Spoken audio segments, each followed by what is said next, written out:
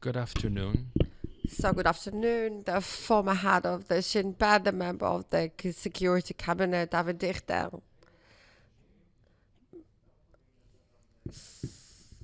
So actually, in fact, I don't know your position because you, for many years, already saying it in a very clear manner that the Oslo Accord failed, and still Israel fulfills it and never annulled it. No, any Israeli government ever took upon itself to annul the agreement or to replace it, to suggest something else instead of it. If it is indeed so bad, according to your understanding, why the government of Israel continue to fulfill it? Okay, first of all, the truth is that the truth is it's saying it's a failure is telling the truth. I don't think that there's anyone who thinks that this accord has really worked. I was once in an event, if I remember correctly, it was here. One of the participants, when he heard me say that the Oslo Accords had failed and we need to come to terms with that, he said, no, Mr. Dichter, I think that you can't say that the Oslo Accords have failed. So I asked him, so what should we say? It's succeeded. No, you can't. Has it succeeded? No, you can't say it succeeded, but after 25 years later, you're opening up a grocery store. You can't not know whether it has worked or not after 25 years. And with regard to the Oslo Accords, there's nothing you can do about it. It's failed. I was the head of the Southern Theater in the Shabak when I got a phone call from Yaakov Perry, the head of the Shabak, who let me know that there was going to be an agreement in Oslo. And Mano, responding to what you said, at the same time as the Oslo Accords talks were going on, there were talks in Washington, and there was a very serious delegation sent. Both the Israelis and the Palestinians sent delegations, and the people that were there in that delegation in Washington were really quite frustrated because they were having serious talks. All of a sudden, they heard that there was a bypass in the form of Oslo, and they thought, and I'm quoting people who were there, I wasn't among the people who were there, but there were some very serious people there.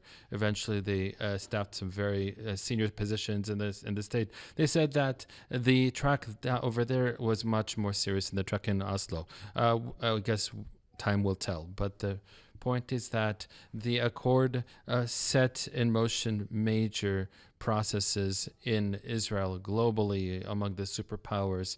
It wasn't an accord between the Israelis and the Palestinians, and that's it. That's perhaps how it started, but it absolutely didn't end there.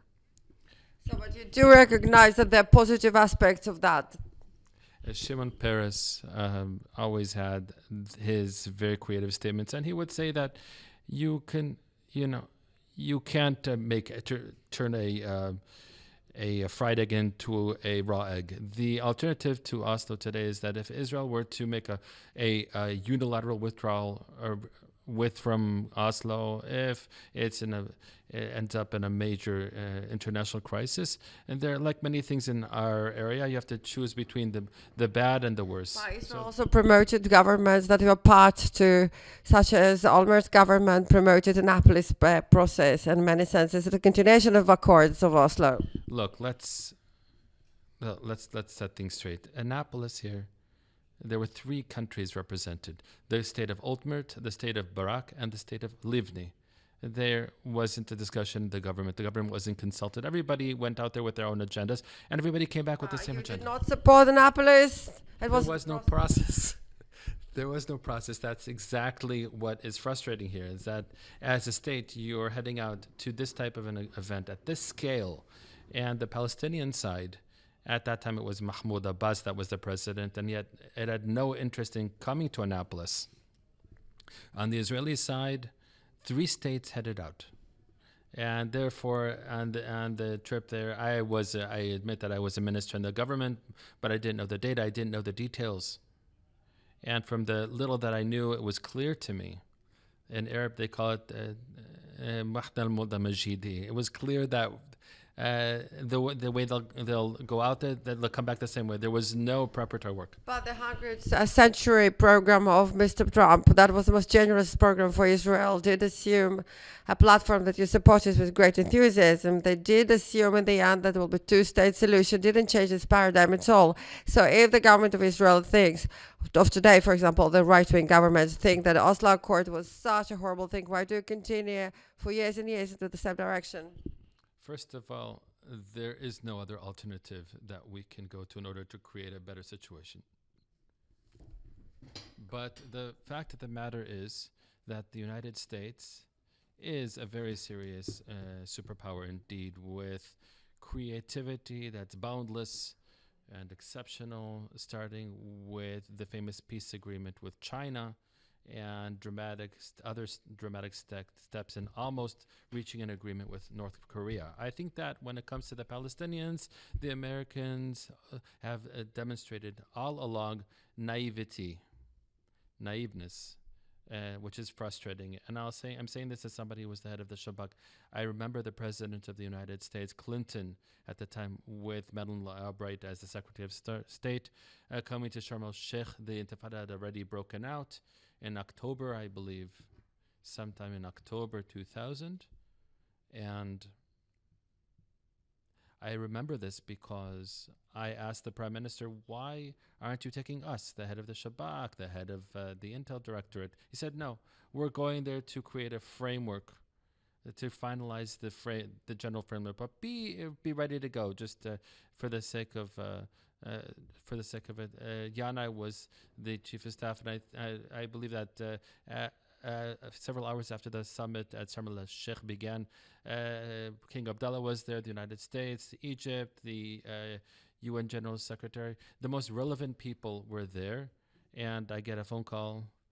They say to me, come to take a plane out to Sharm el-Sheikh immediately. So we come to Egypt, and they say to us, we're not managing, we can't even agree with them over whether we should drink tea or coffee. Try to come up with some sort of a security arrangement. We worked all night on putting together some sort of a security arrangement, and it was a sad story. The head of the CIA was there, the head of the Egyptian intelligence was there, Omar Slimani, who passed away.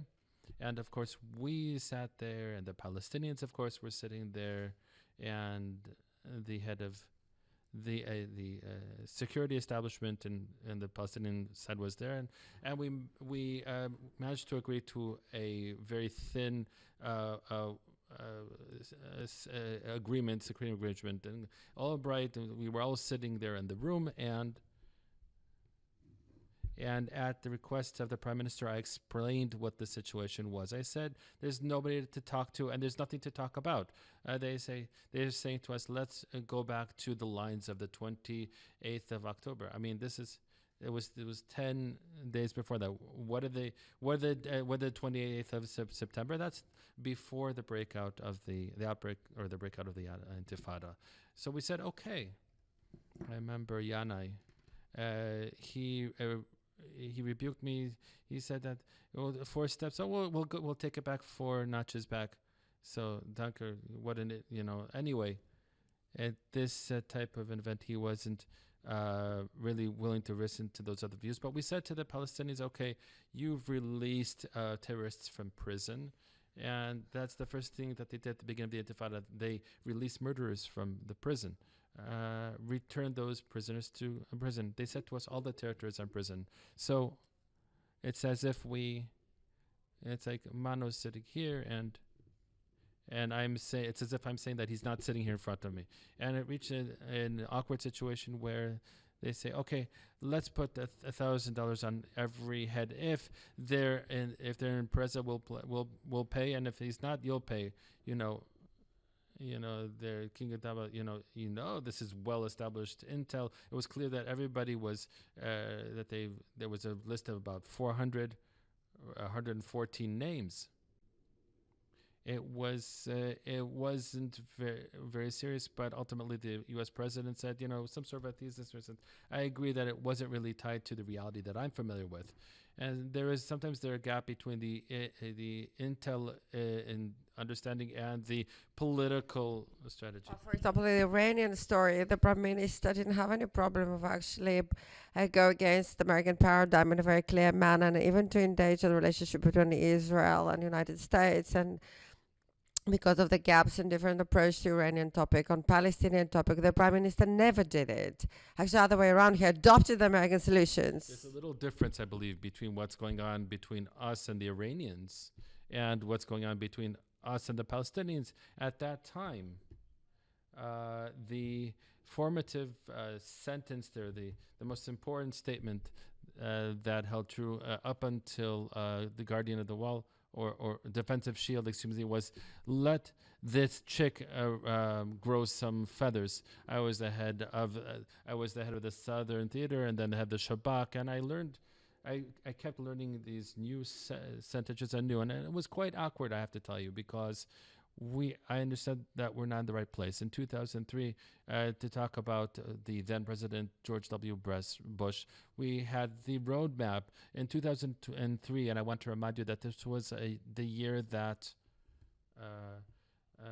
we had about 700 casualties in terrible terror attacks. The military operations already underway, and the president's roadmap was such that up until 2005, all of the phases of the roadmap would be completed, and we go back to a state of peace. Well, I'm telling you, that wasn't very serious. Obviously, there was no chance that could actually happen. No, everybody knew that was absolutely hopeless, and it was somewhat of a joke. Now, to go back to the original story, look, taking the Oslo process and later all the stages that it went through, all the pressures and the American pressure, the Americans here applied pressure on all of the prime ministers, from Shimon Peres, and after that Netanyahu and Ehud Barak, and after that Sharon, a lot of pressure. And now the question is, how could it be that from late September, when the Intifada had begun, and up until 2003, until the terrible terror attack at the Passover Eve in the Park Hotel. In any case, we had 450 casualties in the terror attacks, and they were very tough terror attacks. Israel looked totally different economically as well. We had 2 years of negative growth,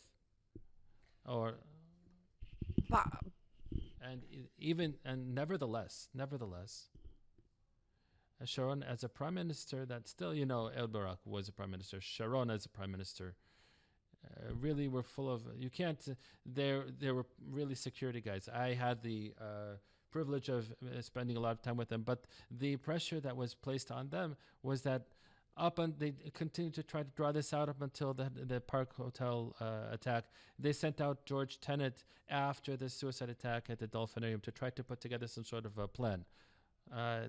He built a plan, and it lasted, I believe, maybe 2 hours. After that, they dispatched General Zinni to create a plan, and he worked very hard for 2 months. And the day he was supposed to get the agreement, or the agreement of both sides to that plan, that morning, that same evening, was the story of the Park Hotel attack. And they didn't come back with an answer. Let me remind you that the Seder night then, in the morning, there was supposed to be a press conference, and Shimon Peres, and you can't really say that Shimon Peres is somebody that the Palestinians are unfamiliar with, or that he absolutely lost his cool with them. They pushed off the deadline to 2 p.m., Then they said, well, we'll push it off until after Passover, the first holiday Passover. And that same night was the suicide attack, and everything was essentially turned upside down. I think that this statement, and I'm saying this as the executive function here, it's the IDF, the police, the Shabak, as an executive function, we were under a political directive of let this chick grow its feathers. Be patient. But it turns out that it wasn't a chick, and what it grew wasn't feathers. And the problem was, it was clear that something would happen.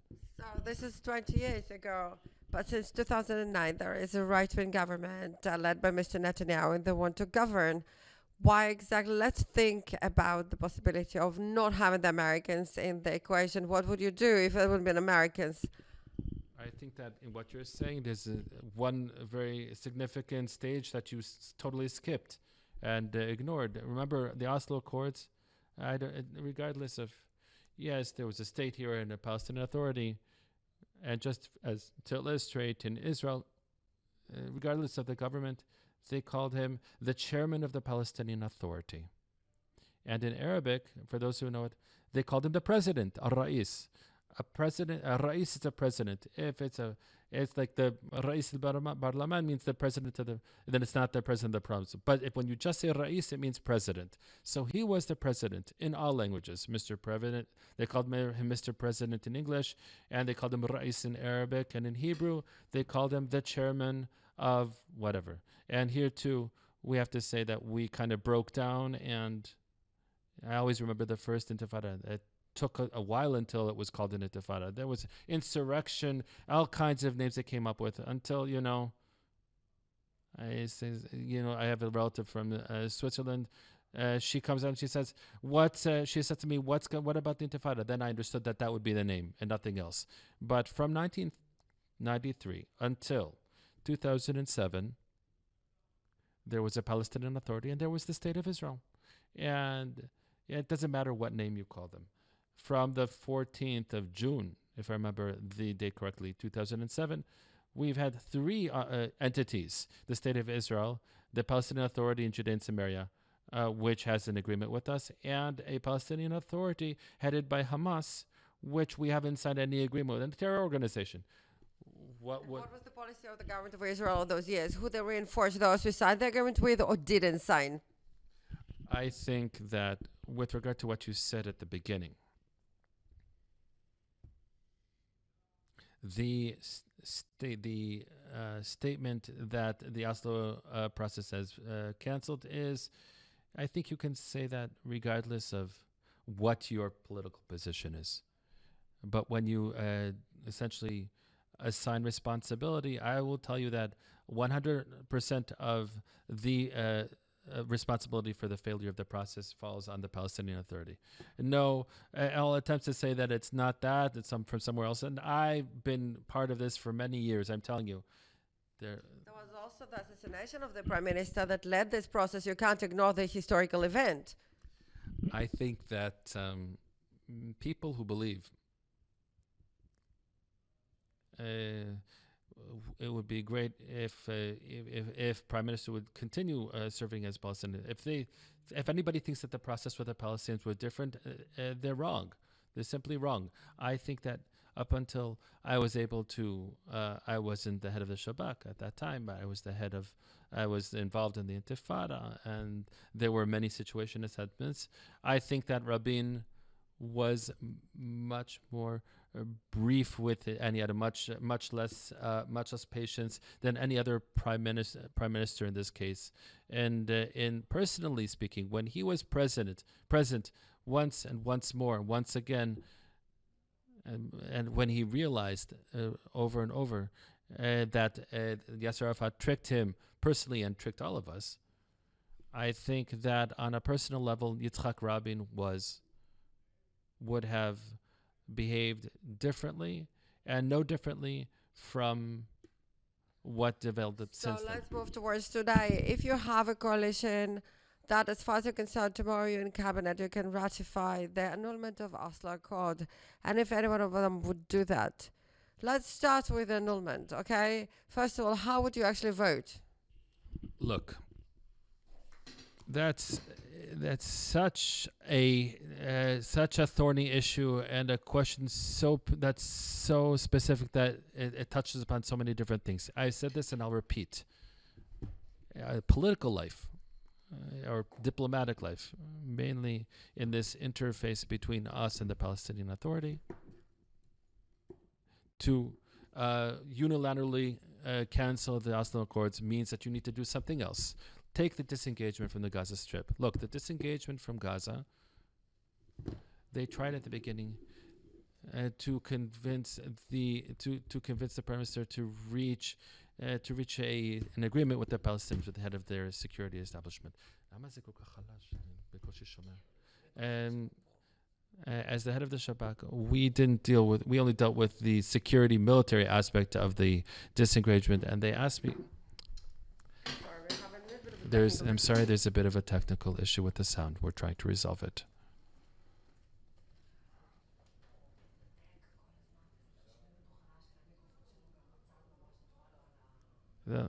One of the problems, and this is the reason why the Oslo Accords didn't work, it simply failed because on the Palestinian side, and let me give you one example. So if the cabinet of today you are a member of would actually maintain a hearing on Oslo Accord or some kind of long-term program on Palestinian issue, were you present at such a meeting ever? Really, the cabinet doesn't have discussions with the mindset that they, when you deal with these types of issues of that scale, it has discussions in order to make decisions. But I feel that we're not in a reality where a cabinet could convene. A cabinet is comprised of all kinds of political parties. There's no chance of building a political agenda with such a thorny and charged issue and not to reach something a bit more mature to a cabinet discussion that needs to make a decision, yes or no. You don't have anything of that sort, in fact, at that point. The reality right now, it was clear that this would come. I didn't know what time it would come. It did take some time. But whether you have, again, you said that Oslo failed. Do you have other political program? No, Mr. Dichter. You yourself said a number of times, you said that you cannot even consider or fathom that Israel will continue the current situation of ruling over millions of Palestinians. So the question is, what would you can fathom actually? What would be the program of the government, of the right-wing government, again, within 10 years, 20, 30 years from now? Look, I don't know. I don't know if anybody, I don't even know if the Prime Minister Netanyahu, or any other political party leader has any plan for the next 20 years or 3 years and the Palestinian issue. So since we don't have a real partner right now, the problem is Yasser Arafat and Abbas are two leaders where we haven't managed to reach an understanding with them on the most basic thing. We do have, maybe we actually have the Saudi partner at that point. We haven't managed to reach an understanding. According to your understanding, if there is a Saudi partner. But what is the basic thing? Again, that's a good thing. But according to your understanding, there is a Saudi partner. But again, that has nothing to do with the Saudis. I want to see again, when you mention Saudis. You know the most outlandish example? Do you know when the Saudi initiative was written? Do you know when? The 28th of March, 2002. Do you know when? 12 hours after the attack in the Park Hotel in Netanya. That just shows you, we're on the way to an operation against the Palestinians while they're signing an agreement in Saudi Arabia. This is the disconnect regarding the most basic understanding. Believe me, they don't care. They don't care about the Palestinians. The most important thing that happened in the Abraham Accords, unlike the agreements from the 1990s, at that time the agreements were all tied to what happens between us and the Palestinians. And then in September 1996, the Western Wall tunnels were opened. Everybody knows there's no connection between that tunnel and the Temple Mount. It doesn't go anywhere. It doesn't threaten the Temple Mount, but they turned it into a big issue. And then all of a sudden, all the very expensive connections, including the embassy in Oman and Qatar and Morocco, came apart. Egypt too. Everything this basically fell apart in light of what happened between us and the Palestinians. 20 years almost. 20 years from 1996, and all of a sudden you see that they're signing the Abraham Accords. And the Palestinian issue is of course, you have to pay lip service and say something about it, but you're seeing that the way that we're operating with the Palestinians, with all kinds of rounds of violence and events, that doesn't have any effect. The Arab countries understood the hard way that the Palestinian Authority under Mahmoud Abbas, let me remind everybody that Mahmoud Abbas was the big hope.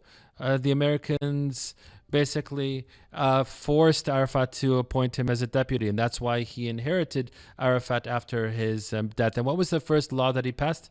The first law that he passed in the Palestinian Legislative Council? No, he was appointed Arafat's deputy at that time. And after Arafat died, he became the president.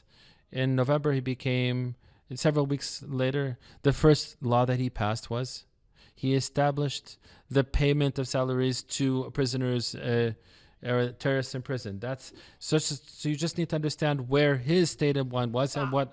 I want us to go back to our days of today because, Minister, if there will be a Saudi initiative and an accord with Saudi, according to the reports, we know that it will include, probably expected to include some kind of requirement of recognition of the Arabic Peace Initiative and maybe steps that will actually ratify Oslo Accord, transferring of territories B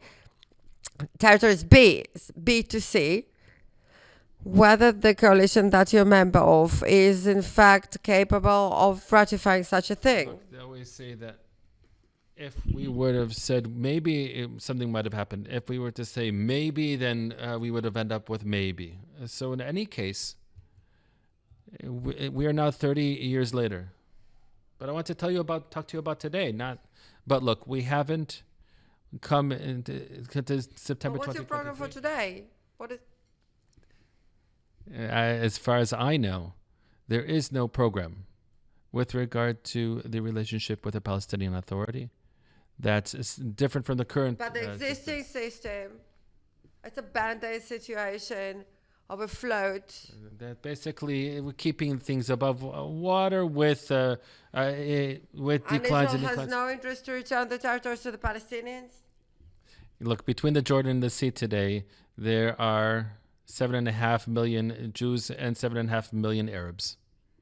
When you take Judea and Samaria and Gaza, where we look at that it was one group, but it's not one group. From 2007, there's been another Palestinian Authority. So now you're trying to, I'm going to go with what you said. Let's say you have to have a discussion now about the Palestinian Authority. And now I ask you, even though my role is to be interviewed by you, but ultimately, one moment.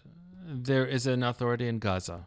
Now, we used to play that game where everybody, you cut something with a knife and everybody would take their slice. So Hamas has taken his slice in Gaza. The question now is, what would happen if tomorrow the Islamic Jihad in Jenin, it takes it cuts its slice off, and Hamas in Hebron does so too. How many entities are you going to have to negotiate with? So the government, first of all, I think that the Palestinian Authority is in trouble because of the way they think about what is terrorism, until they will not understand that terrorism has a similar identity in Israel, United States, Australia, and in the Palestinian Authority or China. For them, the concept of the perception of the terrorist is completely opposed to ours. One cannot move forward versus an entity that has such a way of life, worldwide. If he's been caught in the moment this terrorist has been caught by us alive, he's becoming an employee of the Palestinian Authority according to the law, their salaries and etc. You cannot really move forward in any way with an authority with such a perception of the world. Secondly, the philosophy evolved in Israel, again, that the Palestinian Authority is very happy to accept, of course. Unfortunately, some of the security agencies also perceive that as some kind of fact of life. The authority is collapsing. I would like, why would they actually collapse? What kind of interest the Palestinian Authority would like to do? Collapse. One interest for them to collapse, to present a misleading representation of collapsing definitely isn't the interest. Yeah, they're constantly under the threat. They managed to blackmail more from us. The previous government, I can tell you, under the threats, transferred 500 million of shekels during the visit of the Minister of Defense then to the Palestinian Authority, 500 million of shekels under the threats of collapse. That was a transfer that was not mandated by authority or law, and God knows where the money been taken from. Unfortunately, I cannot hear her, and there is a bit of a disconnect. We'll have meant it immediately. Ow. Hello. According to the law that I and Elazar Stern initiated in the Knesset, which is offsetting terrorist salaries from the taxes to the Palestinians. By law, we offset the money that they pay terrorists as salaries from their tax income. unfortunately, the sums that are intel agencies, Aman and Shabak, are half of what they paid to the Palestinians. We know we have proof that shows that's talking about 650 million. So 650 million shekels is taken out every year of those taxes. And I think it's from 2018, quite a few years have gone by since then. That sum has simply accumulated. And the finance minister talked to me about that. Otherwise, we have no point in violating the agreement. But in the middle of the political turmoil here, but it's only 30 more minutes, but there's 10 more minutes here. But I can say that we're close to the end. This morning woke up to political turmoil in your coalition, even about the transferring of the armed vehicles that the Americans did approve. And this is something that shook up the foundations of coalition. We have a little bit of a technical problem. Just 1 second.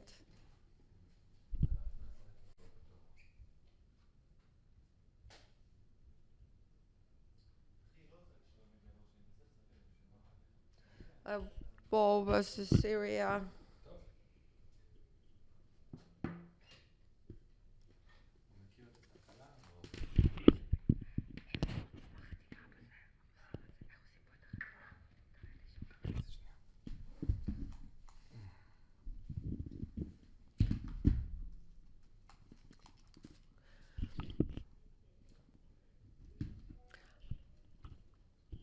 Under those circumstances, with this very negative balance, where the Palestinian Authority to approve this evil will never improve it, and every time that we talk constantly, we talk about Judea and Samaria. We don't even mention Gaza in this sense. Gaza, this is the biggest failure that is in front of us. This is Gaza. Because in Gaza, it's a ticking bomb. You can actually hear the sand dropping in the... I started to work into balance. No, just 1 second, sir. But Minister Dichter, please. Minister Dichter, the question is